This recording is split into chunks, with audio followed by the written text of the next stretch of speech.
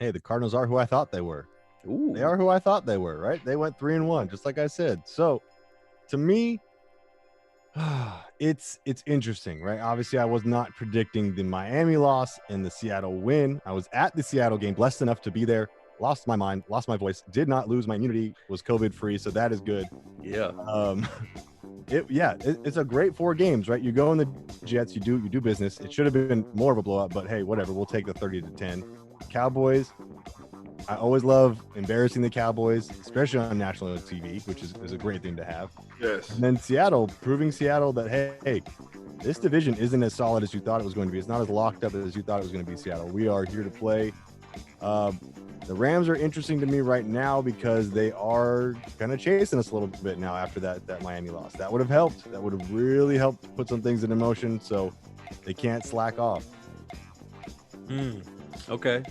JB, you got your brow says it all. By the way, JB, before we started recording, I told Sean at this point I can't believe that the Birdgang lost to my Kitties at this point. The way they're playing and the way my squad is playing, it's ridiculous. But hey, God bless the scheduling, right?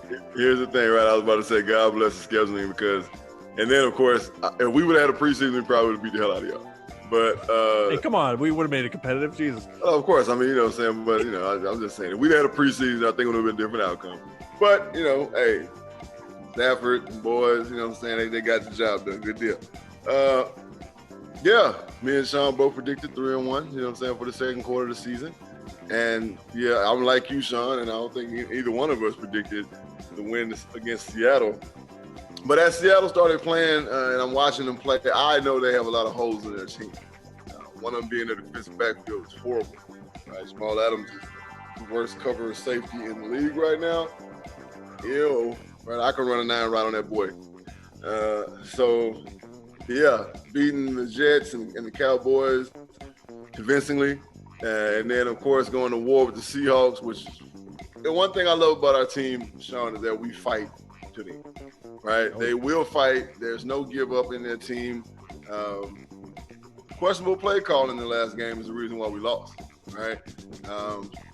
I think defensively we did pretty good, all things considered. I mean, they took advantage of what we were trying to do. Right? We were trying to run a little bullshit 2-3 zone. My thing is, I think that we should have blitzed a whole lot more because Tua don't want to run the ball. All right, he's scared to get hurt. These boys are bigger, stronger, and faster than the ones he was playing against in the SEC.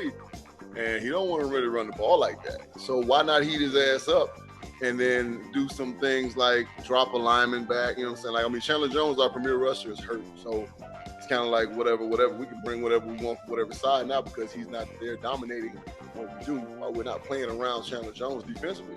So, yeah, but I think that it was manifest destiny. Right, that we lost that game because we have a tough Bills team coming up, right? And that just put a smacking. Who they just beat? Well, they beat Seattle, but Seattle came back. Well, I mean, it was pretty much the Bills game to lose the whole game. You know what I'm saying? They really just kind of do what they want. The way that Seattle came back, I mean, the fluke one. You know what I'm saying? When Russell rolled out and threw the fucking squawk in the air. You know what I'm saying? No boy pulled it down and. So, yeah, we, as the Cardinals, can very easily win the West, right? We got the Bills coming up. We got to play the Seahawks again in Seattle. It's going to be a tough one. We got the Pats. We're totally going to beat the Pats, all right? The Rams, I mean, as long as we play well, we'll beat them, right? The G-Men, they play tough ball. We got to be heads up on that one because they will fuck around and beat us, you know what I'm saying? And we don't want to beat those people. Eagles, who the fuck knows what you're going to get, you know what I'm saying? But, again, we got to be on point.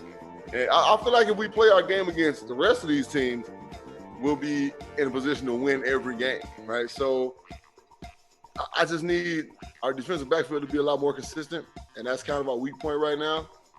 We're stopping the run pretty well. The defensive line's playing really well. Linebackers are flowing. They're getting Long Boy involved. Simmons, Buda Baker is all over the place, which I said last State of Birdgang that's one of the things that we need to do defensively. He needs to be all over the place. He needs to roam. He needs to be a Honey Badger-esque safety. Once we get Byron Murphy back and then DK3, I mean, we're going to be good to go. With the addition of Junkyard Dog, hey, I think that was a hell of a fucking sign. That was phenomenal to bring him back. Gives us depth in pass rush and the plan to run. Now, one thing that JYD does, and he plays the run extremely well. He sets that edge. You're not going to get there. He's active, strong. He has a motor. Man, what an addition to our defense. And offensively, once we get KD back, I mean, shit, it's a wrap. I think if KD would have been playing against the Dolphins, we'd have got a lot more inside run. Chase he's a dynamic runner. Yeah. I think on 3rd and 1 when we got stopped, and then it went to 4th and 1 and we got stopped again. On that 4th down play, I have a problem with the left tackle position blocking on 4th and 1. That sucks. You know what I'm saying? Chase Edmonds got a face full of ass and then tried to bounce it, and then it was a wrap. But aside from that, Chase is not built to run that way. He can, but he's not. That's not his forte. You know what I'm saying? He wants to catch the ball on screens. You know what I'm saying? Run some toss crack, get him outside where he can make the miss in space. I mean, I think we're in a good position, Sean. I really do. I think we're in a good way. We kind of control our own destiny at this point. I do want to say shame on you, Cliff, for not preparing our team better. That's one thing I did think, that we weren't very prepared. I think that they went in 5-2 into the open week saying, man, we good. We ain't got much to correct. Let the guys get out and move around a little bit. No, sir. All right. With the circumstances of our world today, I would have never had a coach on that shit. Y'all had 3 days off, right? Counting, you know what I'm saying, 4.5, including the day that I let y'all go. So I'm gonna say 4 days for y'all to kick it with y'all family, relax. This is still football season.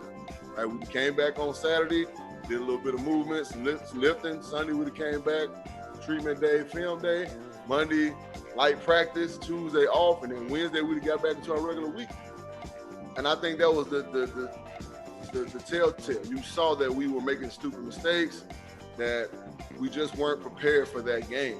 And again, like I said, I think it's kind of manifest destiny, because it makes you, when you lose, reviewers out there don't really understand the game of any sport. When you lose, you look at things a lot deeper, right? When you win, everything's like, we'll be okay. You know what I'm saying?